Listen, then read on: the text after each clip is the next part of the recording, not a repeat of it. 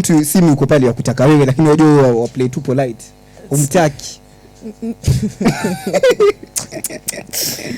zako umtaki, lakini simu ya text, vitu ambavyo ya text, lakini umtaki.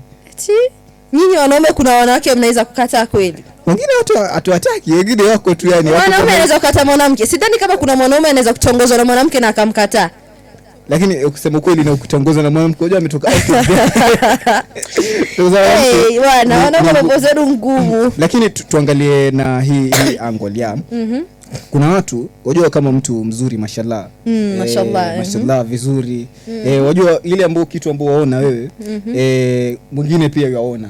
Ni kweli. Na mwingine akiona mara zingine ni ngumu, wajaribu labda kwa mfano mtu na mahusiano naye labda kikazi ama kirafiki, wajaribu ku maintain, yani unamkataa polite, yani mkatae vibaya. Wajua wasichana msichana anaweza kukataa direct kwamba mimi sikutaki, lakini wanaume tukataa hivyo, watu wakatana step, tukata polepole, waonyesha mtu ya ku text paragraphs ka 10 wajibu tu moja, ni wajaribu kuonyesha kimajazi kwamba umtaki.